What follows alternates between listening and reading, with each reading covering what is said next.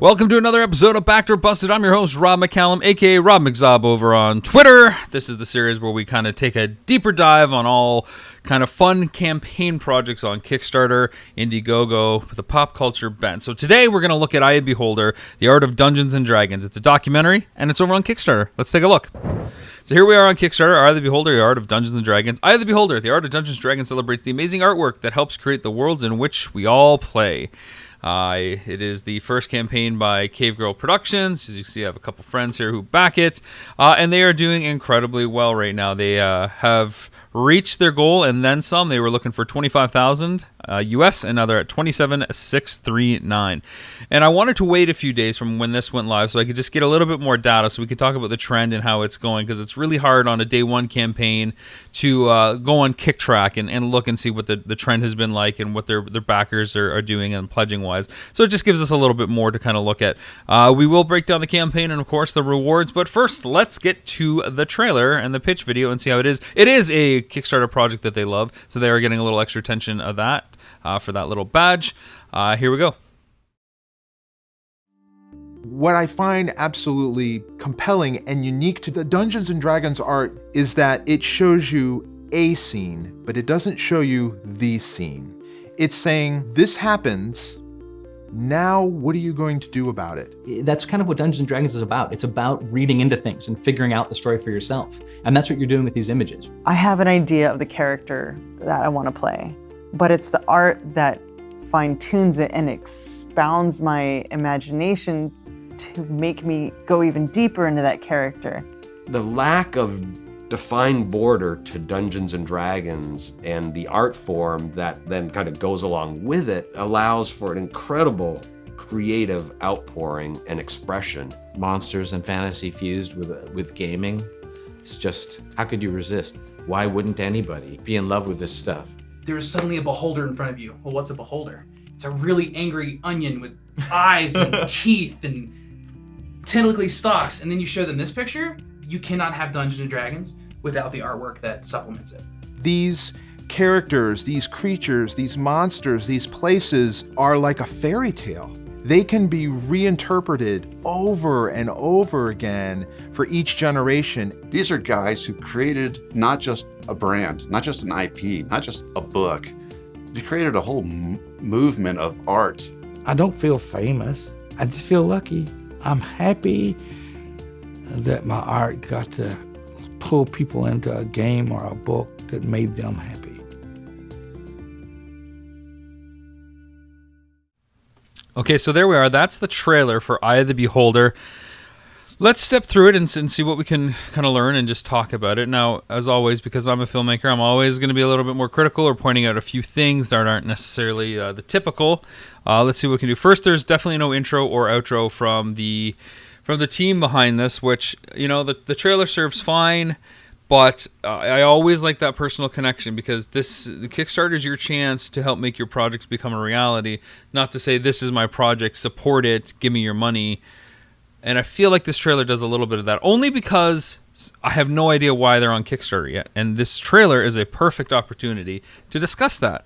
So we get Cave Girl Productions, X-Ray Films right up front, and then basically we get some of the artwork, and we go into some of the interviews. Now, a lot of the stuff is shot fairly well. There's some stuff that isn't shot super great. I mean, it looks like they're at a con here, which is why it's a little more bland in terms of a background. Anytime you're doing an art project, you really want to have nice backgrounds like this, because you're talking about color and visuals and things that pop. So you want it to kind of mirror what's going on here. Looks like that guy's eyes kind of remind me of that guy's. So this is probably the illustrator. That's awesome. We get to see a lot of art, and my biggest problem with this is that we have a trailer that talks about the art and it says it's great, it's unique, it's awesome, but then what? Like, what is the statement? Like, are they pioneers? Did it lead to something bigger? I don't know what the thematic statement of this film is just yet for it to push me over the edge. I'm interested in it because I like art, and heck, I've interviewed a bunch of the people that are in this film for my series, Box Art, a gaming docu-series about the artists that were responsible for the cover art of video game boxes. So I know a lot of these people, and I know the conundrum with, you know, what do you say about art? Because it speaks to an individual. So when you're talking about it in the scope of a film, how do you discuss that? Larry Elmore, great guy, legend, if you will, artist.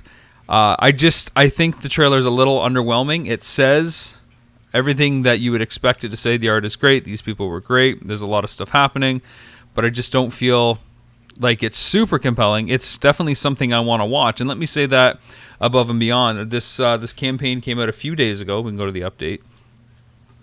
This came out on February 14th, and right now it is, find my date, it is February 18th. So it's been 4 days, and I wanted to back it right away, but I thought, you know what, I'm going to wait a few days, let the data roll in, see if we can make a little bit more of an educated decision, and go from there. So let's, knowing that this is a project that Kickstarter loves, and it's a subject matter that I love, and I love D&D, I love fantasy art, let's see if it can sway me to backing it based on what we can read in the campaign body and the reward. So roll for initiative, which is a nice little gamer term.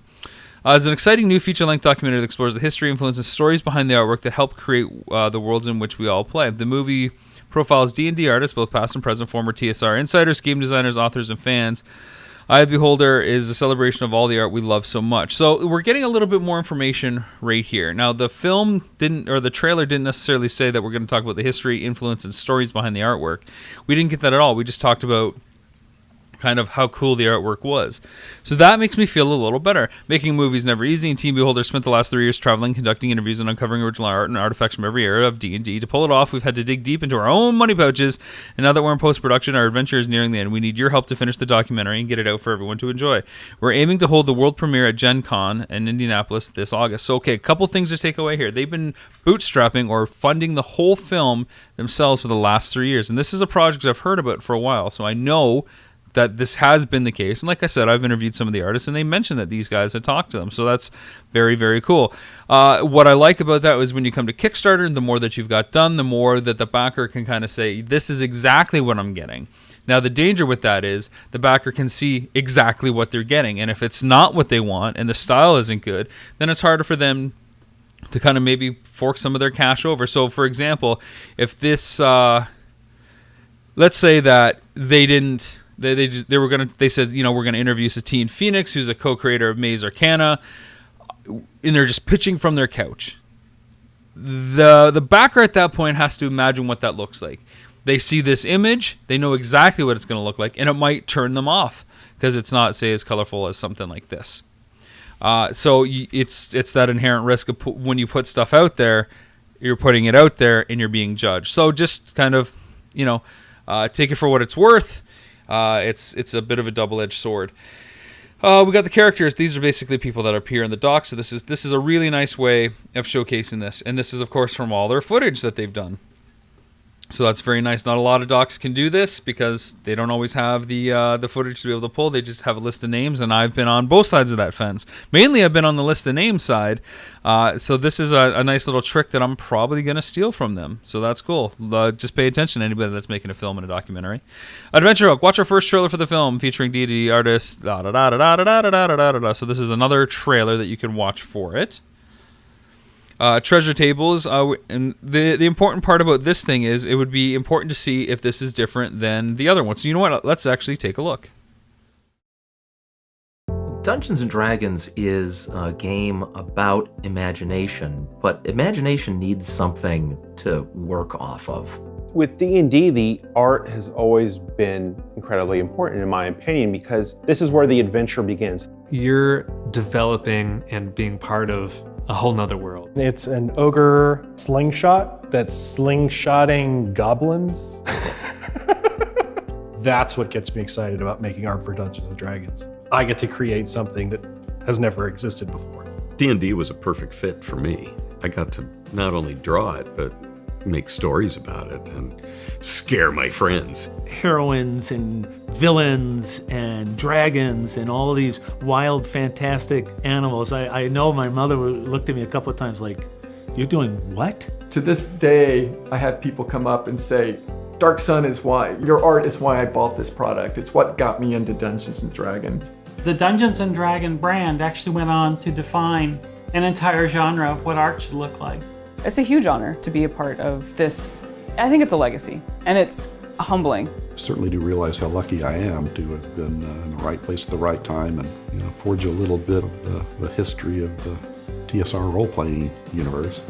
Here was this cohesive world that was envisioned by all these amazing artists that creates a groundwork for where we can grow our stories from, where we can grow our myths from, where we can grow our heroes from. These images are more than just a product.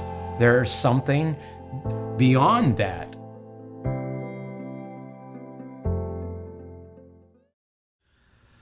Okay, so that's the first trailer for the film, and let me say right away that it's significantly better than what they put here, and I would urge them to swap that right away, because this actually goes into everything that they talk about up here. It talks about the history, the influence, the story behind the worlds that they all play. It has more of a profile feel than what we get up here.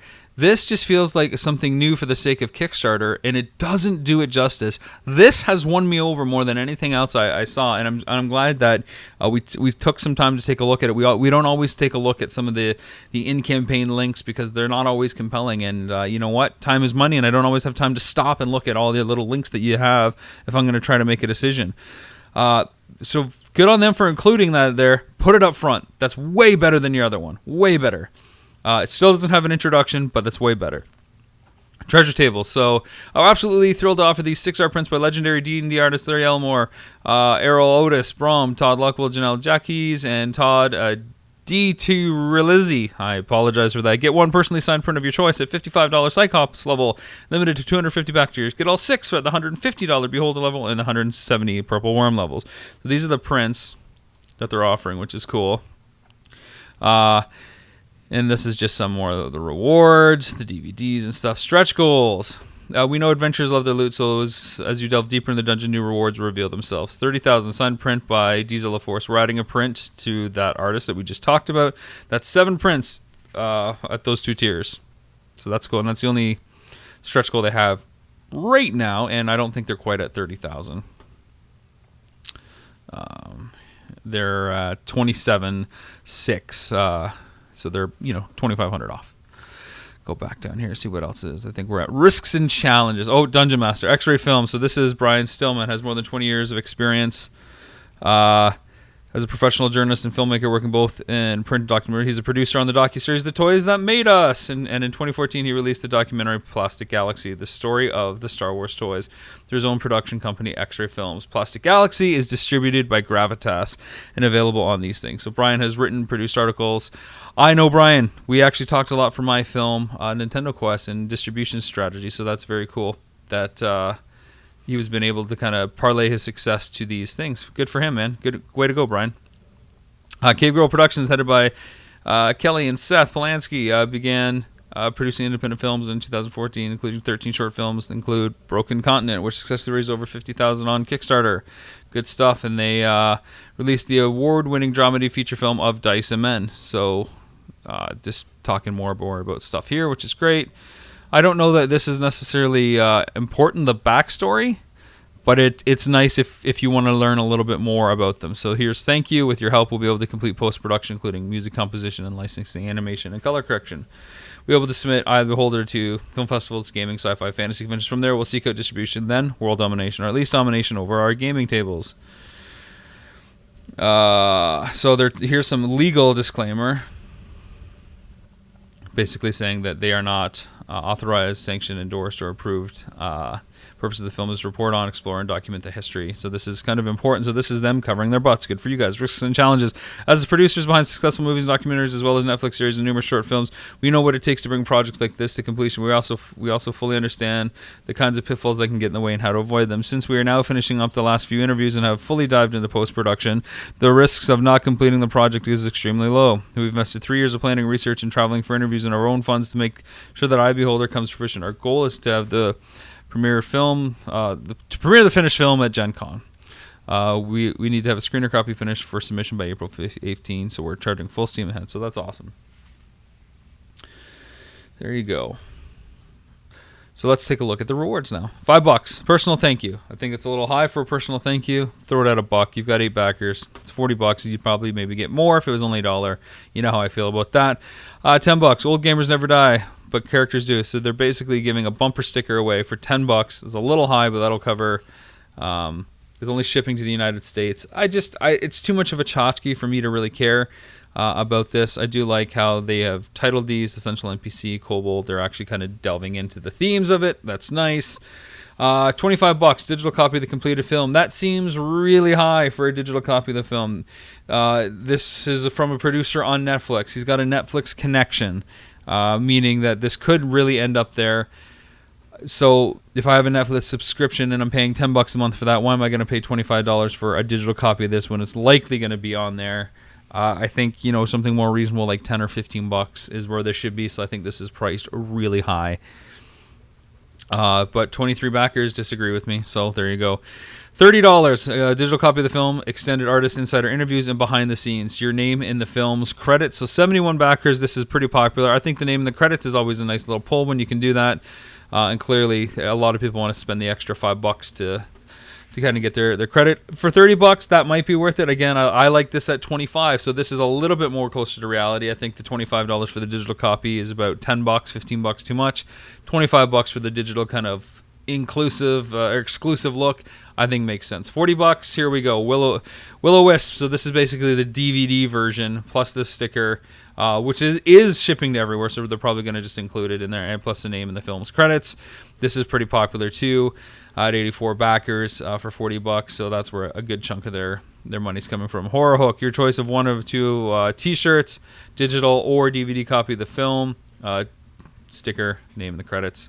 $55. This is when you're going to get one of your prints. So you get your choice of one of our 6 prints, personally signed art prints, a digital copy or DVD of the film, Old Gamers Never Die, sticker, your name in the film's credits. So this isn't bad. So essentially, for $15, more than just the DVD, you get an art print signed by one of the artists, which is really nice. And we've already seen what these prints look like. They are here.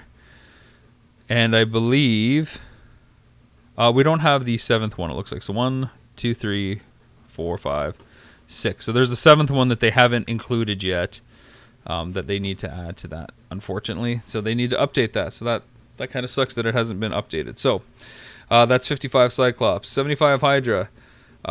Both T-shirts, basically it's just the same as the other one, but it's just, that's the case. No, shipping will be collected via BackerKit. Well, what if I don't want to do BackerKit? You can't actually force someone to do BackerKit, I don't think, in order to complete their pledge, because it's forcing them to do a third-party service when they don't necessarily have to. So I'm not sure about that. I don't know if I can dig deep into Kickstarter right now to figure that out, but I don't know that you can force that to happen. Just a heads up for any potential project creators. It's always better to put it here anyways. Although what I do like about having the shipping not included in any of this is that this number right here is actually what they have raised for their film specifically. It does not include shipping, so it's a little bit easier to gauge, which I like. So that is the nice part about what they're doing there. $150. All 6 personally signed art prints. So basically for $100 more than the 55 one, 95, which includes one. So $40 is the DVD. So for $110 you get 6 prints. So they're about, little $18 each, which is pretty good for a signed art print, to be honest. If you love all these pieces and you love all these artists and you love D&D stuff, that's a really actually good deal. 29 backers on that. That's a good deal. And you still get a T-shirt here.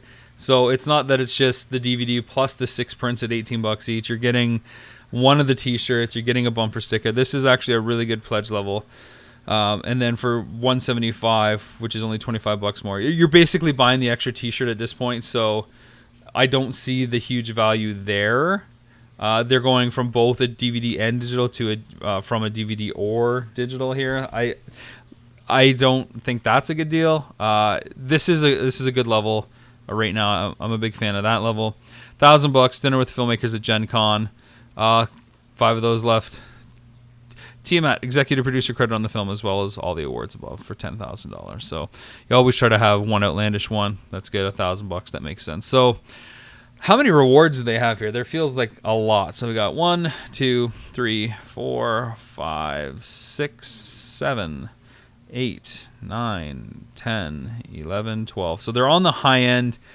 I would probably lose the $10,000. I would probably lose Maybe keep this $1,000 one. I'm not sure. Yeah, maybe keep it. And then just kind of consolidate some of these and/or things. I think the one that they could get rid of for sure is this bumper sticker. Just add it on to some of the other ones. I mean, I know that people want to support it, and here's like $10 just to be a supporter.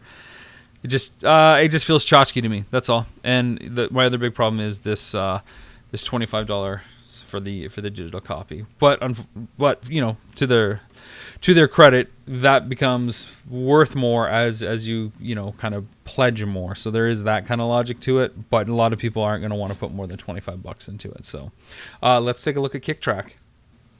Okay, here we are on KickTrack. As you can see, 110% of the goal. They're turning towards 663%.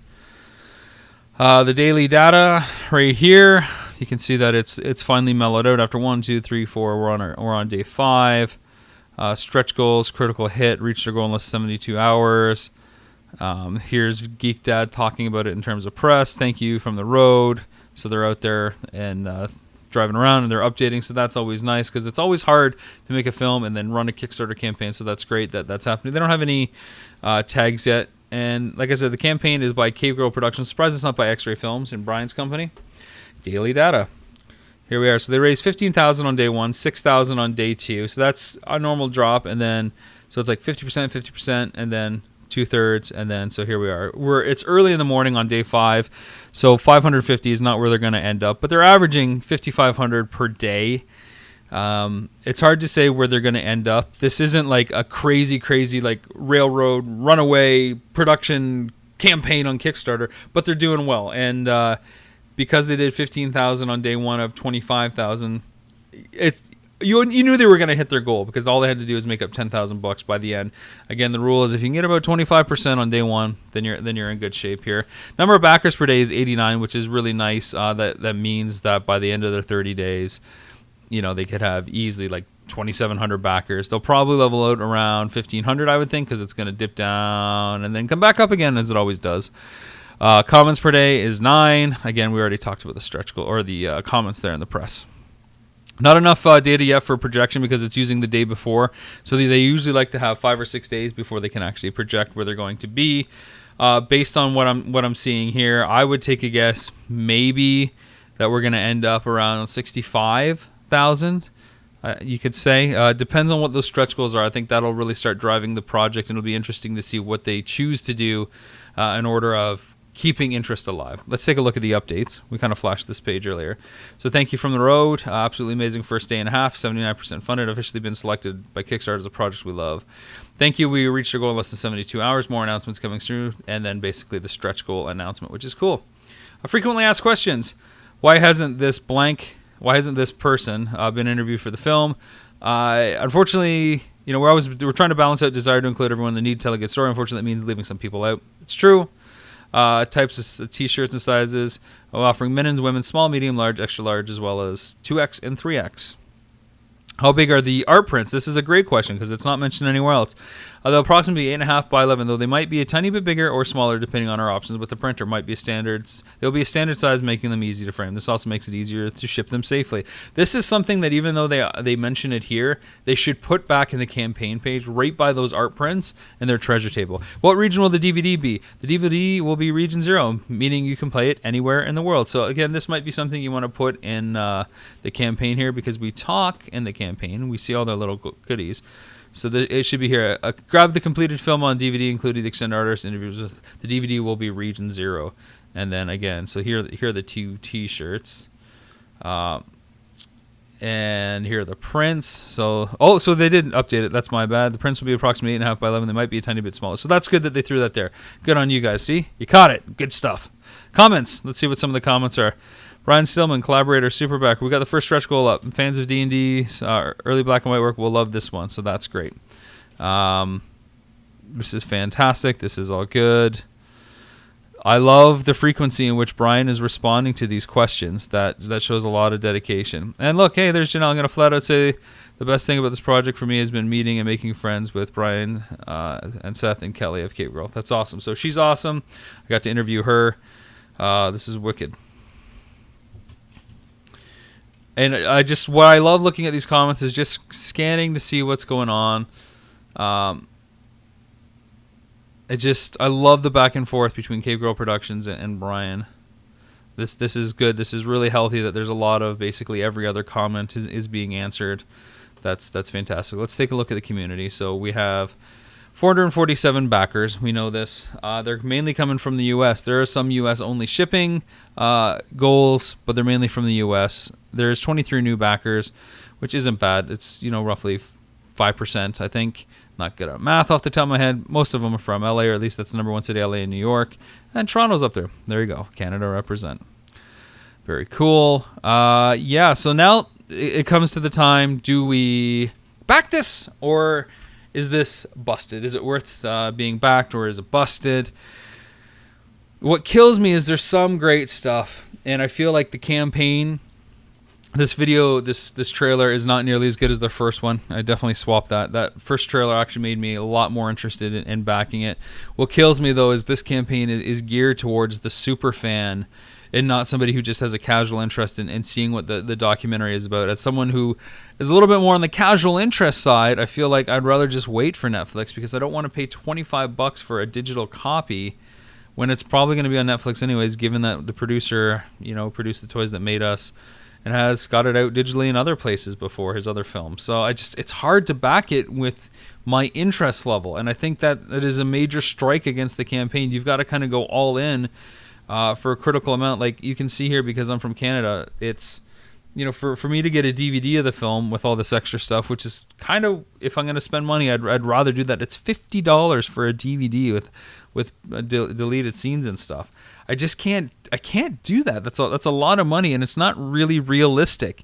I can appreciate that they've spent a lot of money already in 3 years making films, but $25 for a digital copy, and $40 for US for a DVD is just a lot of money out of the hopper. Now, if I had the extra cash, I would absolutely go for the 150 level to get all personally signed art prints, or even the $55 level. This is nice, because then I would get one of my favorite artists that I see in there to sign it.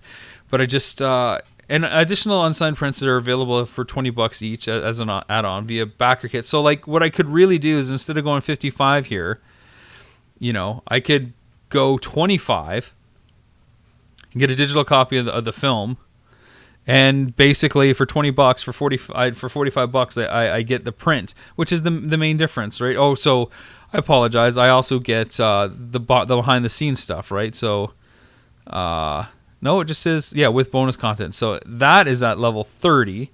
So for $20, for $50, I can get the name and the credits, the extra stuff digitally, a digital copy of the film, and an art print for $20. So I lose the sticker and I save $5. That's kind of the route that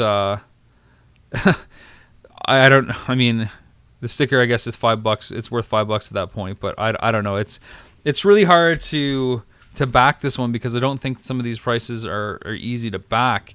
I wanna back it, I wanna like it. It's just so hard. Ultimately, I think